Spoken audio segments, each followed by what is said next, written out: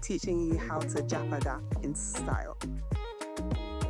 Hiya, welcome to the Japada pod. You know what we do over here? We turn Japa into Japada and we do it in style. My name is Mololua. Hi, mother. Hi, daughter. What's your name? And my name is still Atinuke. It's always the still The for me. still, yeah. I still remain Atinuke. Some people can choose to be Can identify as different things on can different identify, days. yeah. So I still identify as Atinuke. Oh boy, good. I'm glad that you do. We are switching gears today, aren't we? Yes, we are. We're just gonna pause and reflect on the journey so far.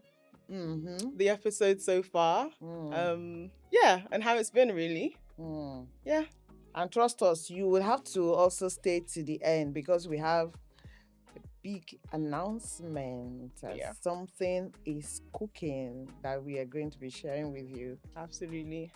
Before the close of this episode. Yeah. Definitely. So, I mean, if it's your first time seeing our faces, where have you been?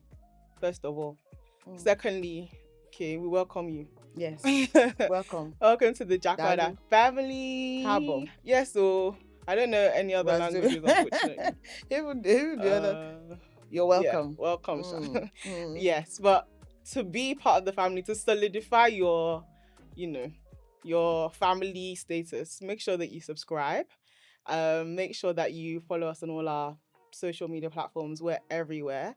The Japada pod. Yes. And yeah, man, come be one of us. Yeah. And not just that, please share this podcast to as many as possible that you know the content is going to benefit. Yeah. Especially if you're an African in diaspora. Whether you're in diaspora or not, please share with your contacts. Yes, please. Yeah. And don't forget to like and share. And subscribe and comment. You know what to do already, okay? Yes. Please don't let us be repeating ourselves. Anyway, let's reflect. It's been a bit of a wow. 8 episodes? 8 or 9? 8. Let me put. Is it 8 or 9 even? Let me put my glasses. It's been. Yeah. Wow. What's your highlight been? I would say. Are you talking generally now? Let's talk generally. Yeah, for the episode so far. To be honest with you, the feedback has been overwhelming, but it's been positive. I did not know that it was something that people could easily connect and relate with, and not just in Nigeria, in different places. I've had calls from Canada, US talking about it, so I know it's really gone far, even though we are just starting, but I know definitely this is something people have been waiting for, and we are also ready for you guys. Well, yeah, I don't know. I feel like I'm getting there. But for you, I know you are having different, because people see you now and they can identify that. Yeah. And you saying, telling them, where's your mom? Or how is your mom? And you were like... a stranger asked me, how's your mom? And I thought, how do you even know? No, my mom. That I have one. Like, what? And they could see the confusion on my face. They were like, oh, the podcast. I said, oh, I completely forget that, like, people can see me now, like that I'm much more visible. I guess that's what comes with doing this kind of thing, right? I know. Yeah, I'm not sure we were prepared or ready for it, but we have to learn on the job, right? Because I'm not an influencer. Please, dearie, if you see me on the road, I can't lie. You are. I'm a normal person. You are influencing this conversation. This conversation, you're influencing it one way or the other. J Booms would say, I'm not an influencer, I'm an influence. Okay. That's what J Booms would say. I'm not an influence. You are the influence. Okay. But we take that. Yeah. We take that. I think for me, the highlight has to be, like you say, the reception, but especially the subscriber count. I think we're at 15,000. Wow. In fact, that one, I need to do a dance. Okay. You guys have been amazing. May 2nd, we started this journey. Yeah. And this is, Yeah. we just after Few- 8 episodes, we are 15K plus. It's unbelievable. It's very impressive. It's unbelievable. Yes. In less than 6 months. You guys have you have wowed us. Yeah. Thank you. Thank you for that.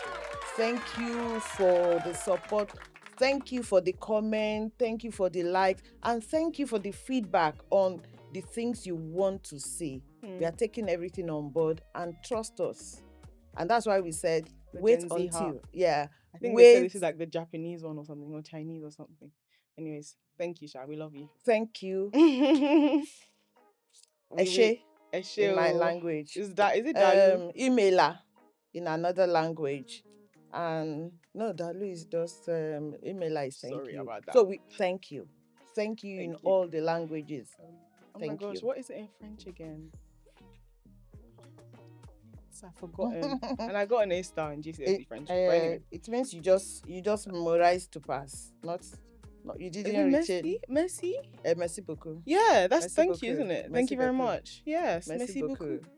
Thank you. Okay, so let's rewind and let's kind of take a few bits in particular that seem to catch attention. Yes. I think starting from episode 1, this one was taken out of context. Moshawani blocking. Ah. Oh God.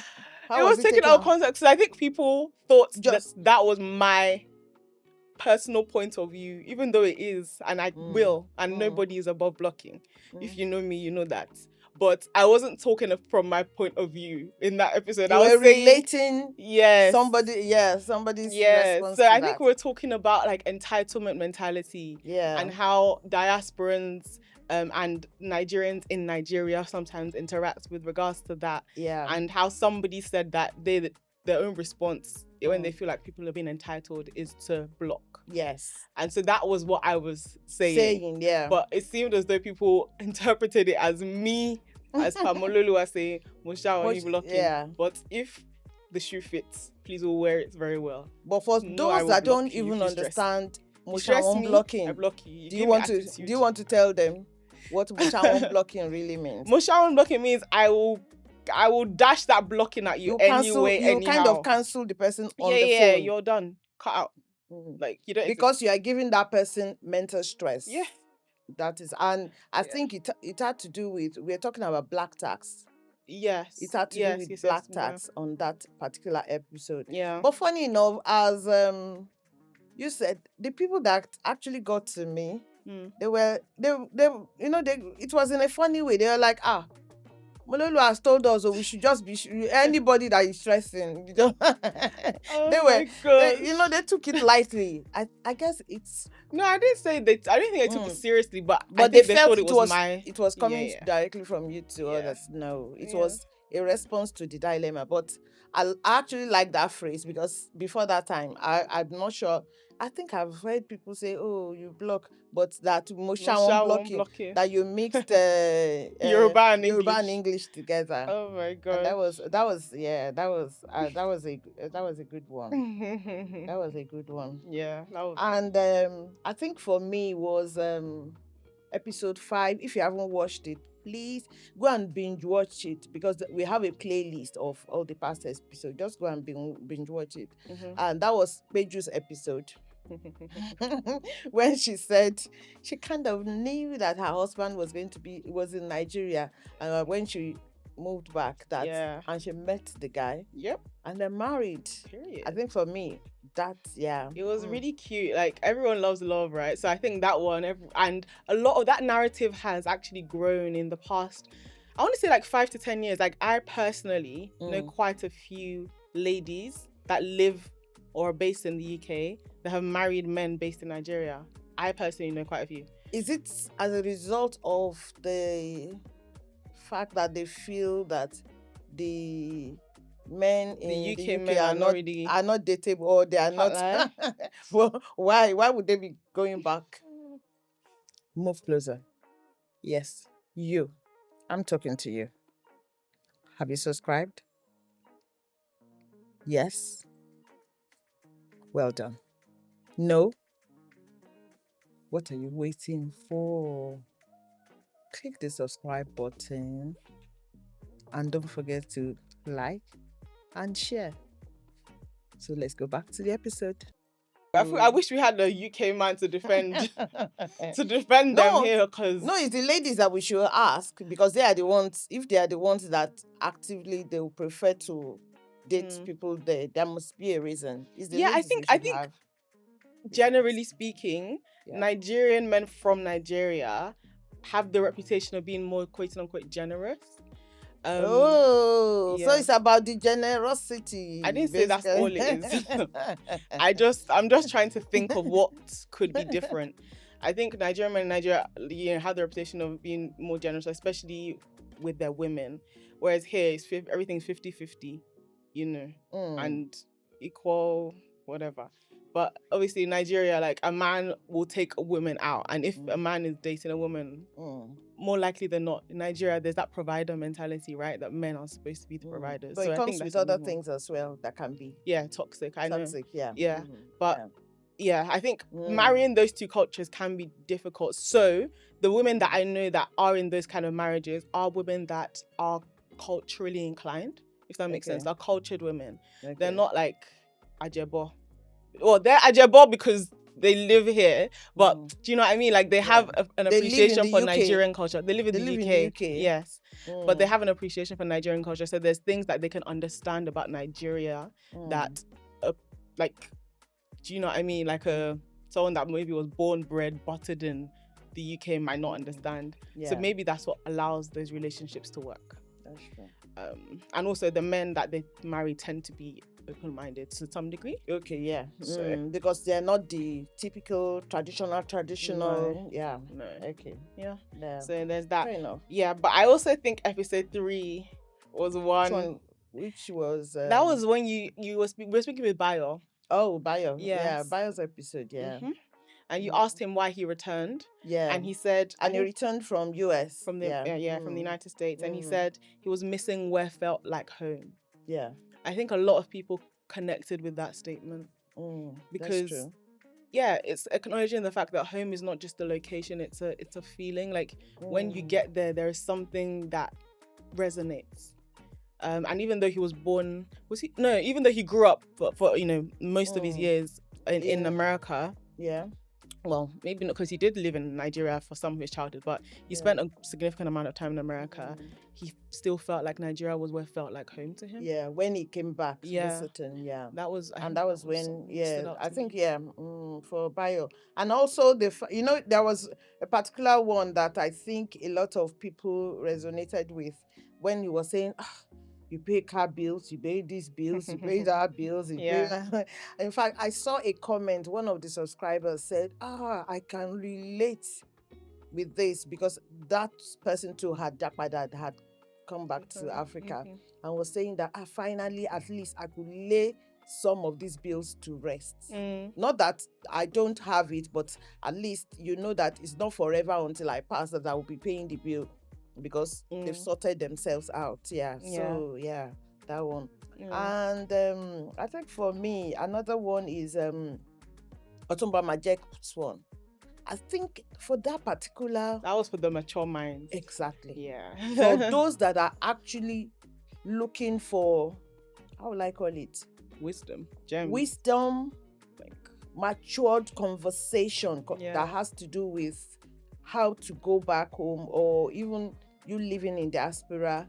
I think that is an episode, if you haven't watched it, that you need to go and check out. Yeah, with Otumba Majek. I think that was episode 5 or 6. Yes, I can't remember. it was. Yeah. I think it was.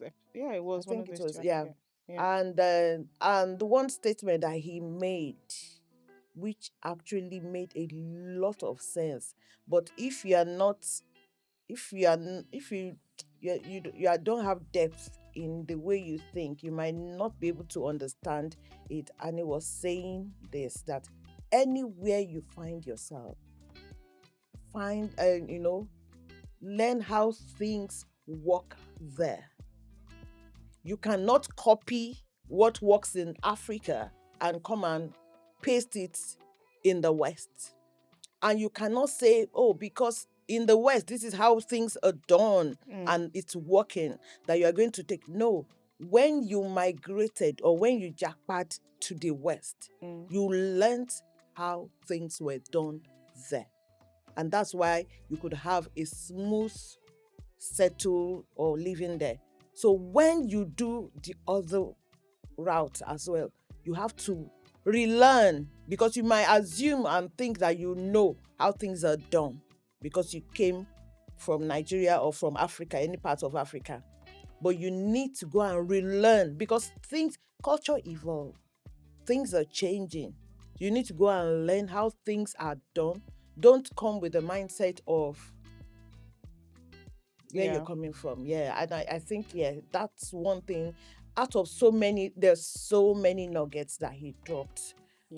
So you can go and watch that particular one. Please do, and also let us know how you feel. Let us know which of the episodes was your favorite, and why. Yes, in the comments. It would be nice to see, because I think we really had a variety of people that we spoke to, and then of course we also spoke as in by ourselves as well. So let us know which of the episodes so far have been your favorite. But I also noticed that there were some themes that were recurring throughout. Yeah. As in different people, we spoke to different people at different times, right? But there were certain things that it seemed like people kept saying. And one of them that I noticed was God. Nigerians love God. Or is it that they need God? Because the thing is, when you are in a place that is still developing, when you are in a place where the systems have not been fully set, there is a lot of uncertainty. Because of that, you kind of need that invisible higher power force to help keep you grounded. I think that's why. Because literally, it was not just the older, like even the young people. Yeah, because they know. I mean, everybody. But you will need it. You will need it, and that's why when you will notice the difference, that when people that have been that religious, godly conscious or religious, right, or spiritual inclined, when they move from that climb to the West, it drops. And that tells you something. That's the reason.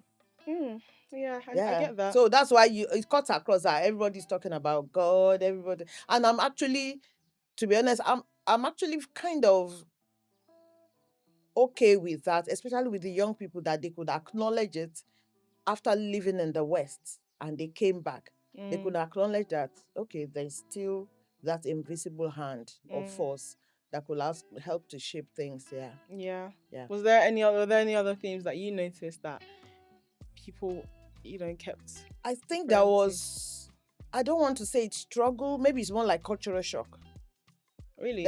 Okay. Yeah, because adaptability, trying to adapt to the new environment for those that came back. Okay. I think it can be a mixture of different things. For some people, it might be like identity, because you can question yourself when you come back to Nigeria because of the way the people are and the way they behave. You might now see yourself as an outcast that can never relate. It's just that, so that can question so many things in you. Fair enough. Another one that I think was a theme, to be fair, was maybe the privilege of dual nationality. That was a theme that came up quite a few times in our conversations, because because you have people that were talking like they had options, because they have options, and it was just natural for them. So even Otuban Majek, when he mentioned healthcare, he obviously has the option not to do it in Nigeria, which is why he could mention that. Who else? Sheyi, that he's in and out of Nigeria as if you get. So I think that was a big thing. I think it's important to acknowledge, because it might not be something that and I think that's a privilege that all the Japadites or the people that have returned that they have, which is good. And I think you should use your privilege. Oh yeah, you should use your privilege. Absolutely. So if you have dual nationality or citizenship, make the best of the two worlds, because we have a lot of people that don't even have the dual nationality, that make the best of people that in Africans we call expatriates, right? They make the best of the two worlds. Yeah. They come to Africa, they work, they have the best time there, and they still come back. They still go back to the West. Yeah. To And still in that line, I think one that at least two people mentioned was kind of vex money. Right? And again, it still speaks to having the privilege of leaving. Yeah. But, you know, the idea that you should have like a safety, like a pot of money net, that you can just emergency dip fund into, when you need a break from Nigeria. That was, I think that came through. Aminat said that. And she was, when I was saying, oh, it's more like a need, she said, no, it's like a want, you know, something that you just, not really a need per se, but it's something, nice to have thing. Okay. Yeah, nice to have thing. So I guess those are some themes that I think it was just interesting, like I say, to see how that Japa narrative was flipped really, and how it looked very different for each person, yet there were themes that was, you know, showed similarities between everybody's experiences. So, and that your NYSC, you know, that session, the NYSC experience that you shared with people, you know, that also, I think that kind. My experience was completely unique. There was nobody that had my experience, and it's because not many people are like me. Period. Not many people would do what I did, which is why I'm still considered crazy by most. But thankfully, it's worked out for me, so I can sit here and say that. I think nobody that we spoke to had an NYC related experience. They moved back after. Much later, or were born in Nigeria. So anyway, but those things, they are real stories, they are real, you know, experiences that have been, you know, been shared with all of us. And that's what this podcast is all about, you know, flipping the narrative of Japa doesn't have to be fine now. That Japa is not with escapist mentality or mindset, you know, but so many raw stories, and we promise to bring as many as we come across. And if there's any that you know that you want to signpost them to, please feel free to tell them to reach out. We're happy to put them on the couch for them to come and share their story. I think I also want to kind of, I guess, shout out some people in terms of some comments that some people made, in particular some of our listeners, for certain episodes. There was one, this one naturally generated a lot of conversation. So this was Shay's episode, and it was the dilemma about the bride price. That one, that particular one. Yes. If you haven't watched it, please. That's you need to go and 2. check that one. And because the podcast is in chapters, you can actually look for, if you don't want to watch, but I'll suggest you watch the whole episode, right? You'll find that particular dilemma. And this comment was from TikTok. The person said the fiance should be embarrassed. The bride price, and your father is asking for a phone for his son. Isn't that your dad's responsibility? Poverty alleviation. And I just thought that was so funny, especially the poverty alleviation part, because I guess they were thinking that this bride price that the bride's family had given to the guy was just exploitation.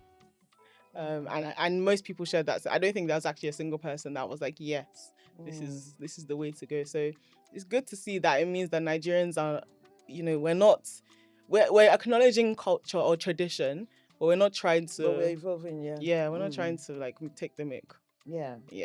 But that one was. But for that particular, those that benefit from it, they will fight. They will fight that. But the truth is, it is. I don't think that's the point. That particular culture, honestly, has made a lot of people. I stand to be corrected, but these are things that I know. I've come across people like that. That ladies that couldn't get married from that part of the country.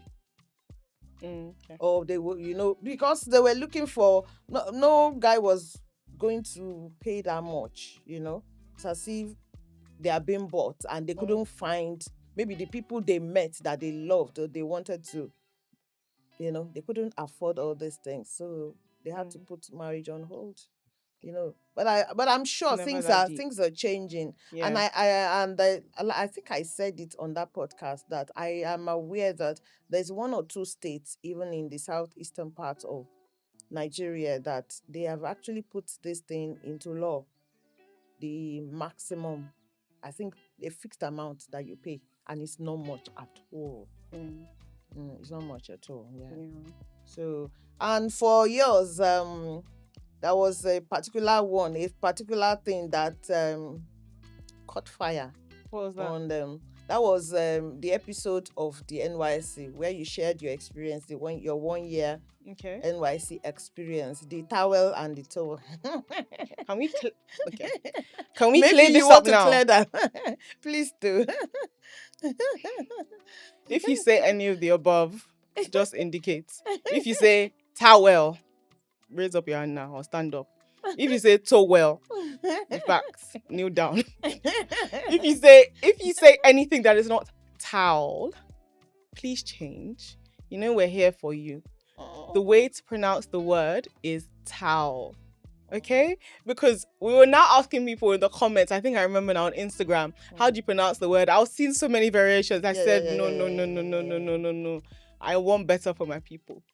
But the word is pronounced towel, please. But I want to speak for our people because it's not their language, right? And the way the thing is spelled, Towel.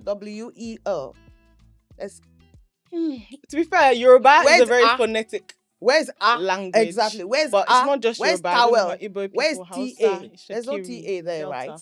So you can't blame my people. Okay, at least I'm correcting when you they now, came please. they came for, because it's the same way the people that they can't pronounce the English Mololuwa. they can't pronounce your Yes. name, and you're not crucifying them, are you?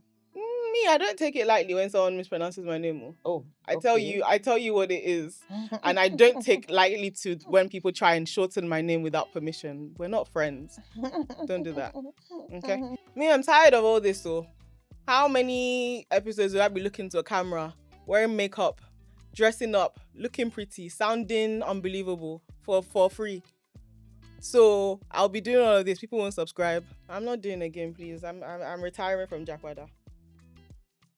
What are you trying to say? You want to Japada? I want to jai away. You want to jai away, not jai. Did you guys hear what she just said? She wants to leave me. Do you know why? It's because you haven't subscribed. She's not impressed. So, can you please join me to ask her to stay? And the only way you can do that is by subscribing. So, subscribe and let's go back to the episode.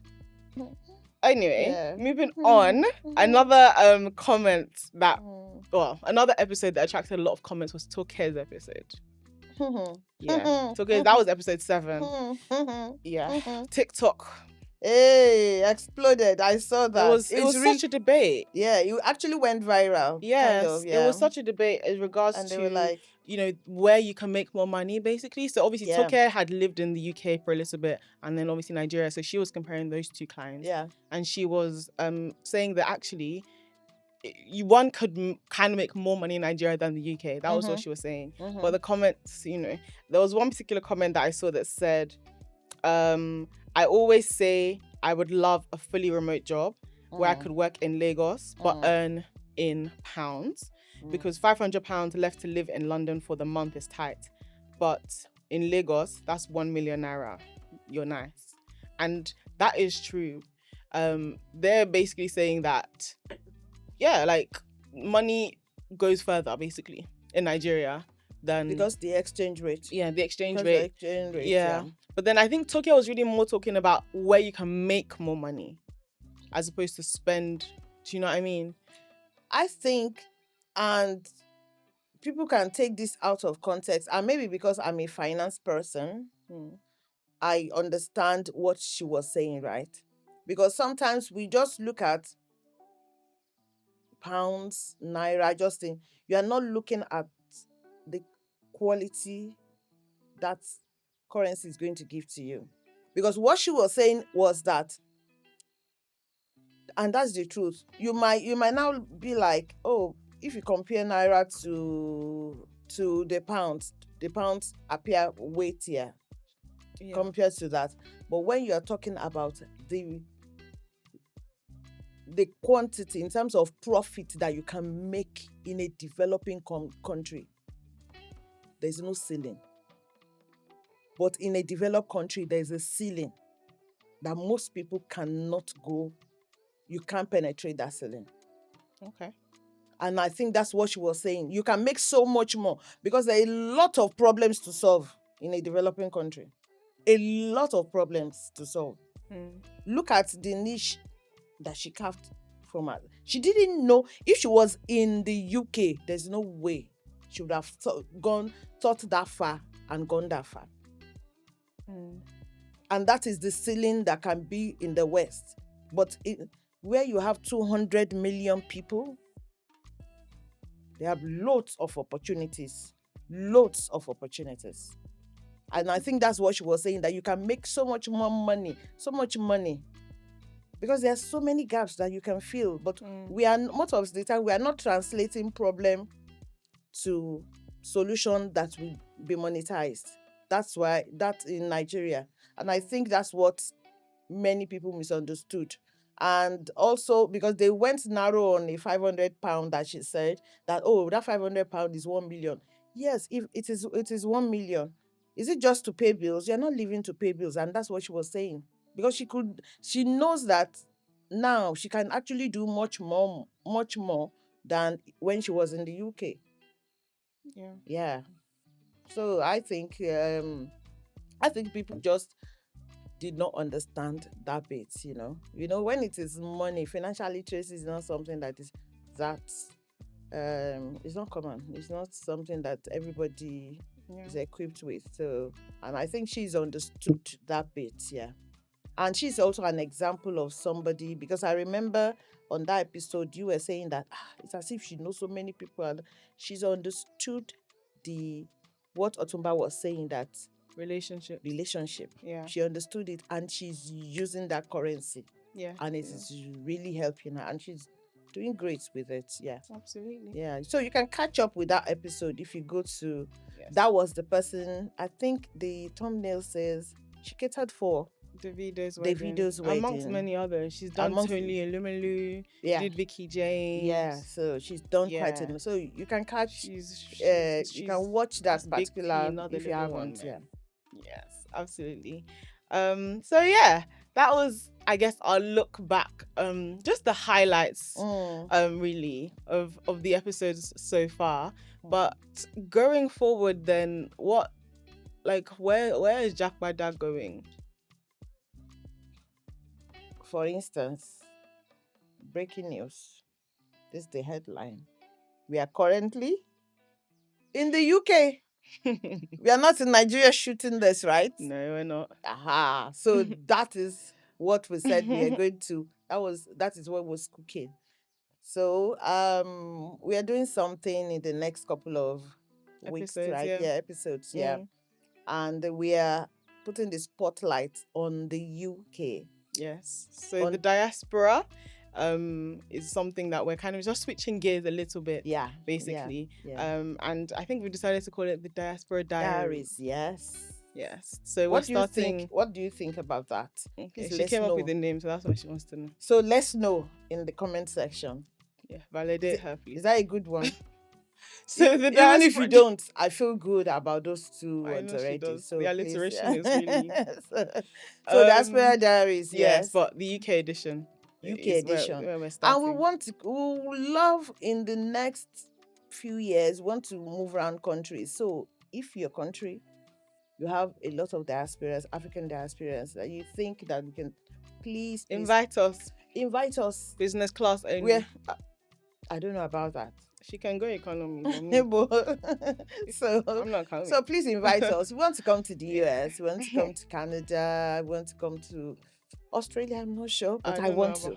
I think I want to try Australia. Yeah, if I can do like a few holidays in one, so I won't go straight. Why not I'll stop now? over. I'm sure Africans will, Africans are hospitable Okay. people. Yeah, they will make you have good time. Yeah. As you're working, you're also having fun as well. Yeah. So, So we're going to start with that. Really, we're going to dive into the lives of Nigerians living in the UK. yes. So yeah, it's just going to touch on lots of different things. Really, like living here.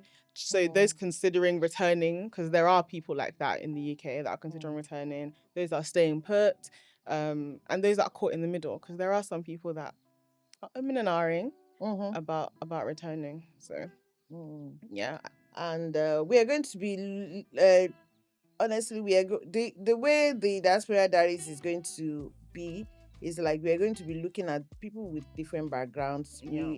Hopefully we'll get entrepreneurs that are doing, because the narrative that we get is that African immigrants that are in the UK, in US, they are more like just doing the work, but there are a lot of them that are doing so much more, contributing to the GDP of all this economy. And we want to spotlight them and bring them to you, because sometimes you hear, I'm not saying it's rosy for everybody, but we have a lot of Africans that are doing very well. Very well. So we are going to be looking at entrepreneurs, yeah. And if you know anyone that you want us to talk to or spotlight, please let us have. We're going to be looking, I think, beyond first, that, at someone who went to do NYC. She actually was one of my big inspirations for going to NYC. So after she finished her degree in the UK. For those that don't know NYC, you might need to let a National Youth Service Corps, which is basically a year of national service to the Federal Republic of Nigeria. So after NYC, though, what made hers different was, unlike me, she stayed for about 2 years. So we'll be speaking to someone like that. We'll be speaking to some Gen Z. Yes. We'll be speaking to the Gen Z that are in the university. British, yeah. Yes. Well, to international students. International and see students, how they and feel their pulse. interact with Nigeria, which is still home to them because their families are there, but obviously studying in the UK. And then also some British Nigerians, yes, that engage with Nigeria more on the sort of holiday level, Dirty December, people, that kind of thing. So we've got stories. Yes, we've got stories from like I say, the Nigerian rich kids to common folk like us. And also I think we're going to be speaking with someone, a young person that is doing something to me that is amazing, because helping people to reconnect back, and she's using what is now becoming popular, whether we accept it or not, whether anybody likes it or not. Dirty December is now owned in West Africa. Let me say West Africa, so that it won't be as if it's only Nigerians that are. Because Ghana and Nigeria, with Dirty December, it's popular globally now. And she's now doing some, but we are bringing. I'm not going to. Don't let me reveal everything. Okay. We'll so make sure you stay tuned. Basically, subscribe, please. Yeah, subscribe. Join the family, so that, and click the notification yes, bell on YouTube, and for Spotify and Apple, and then obviously all our social media platforms where at the Japada Pod. So and I want to encourage a lot of people to join us, because we post some behind the scenes, Instagram, Facebook, TikTok. So follow us on this list so that we can connect and really truly feel like family or a community. Absolutely. So got some exciting stuff coming on. Should we cheers to that? Yes. Let's cheers to the Diaspora Diaries. To the Diaspora Diaries. Yep.